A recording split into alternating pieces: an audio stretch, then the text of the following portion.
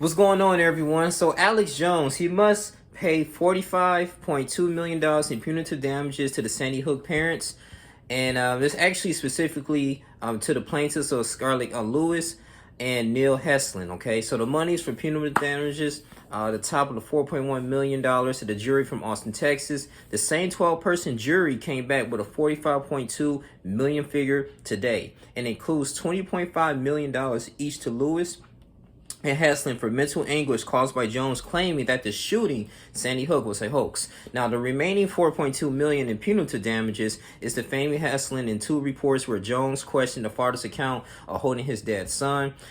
The trial was like I said, it was full of drama. It was kind of crazy. I knew that Alex Jones was going to lose this case, regardless of how you feel about him, if he was innocent or he was just expressing his freedom of speech. But the text messages, right? His lawyers, his legal team accidentally sent the text messages, digitally to them, and it was actually 2 years worth when he was talking about the Sandy Hook case. So, and then he called Alex Jones in a lie.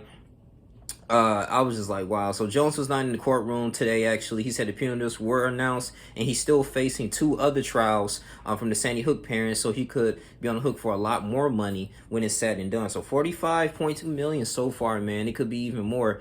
Hey, man, it is what it is. When you have a huge platform like InfoWars or anything like that, man, and you say these type of things, I mean, you have to have facts.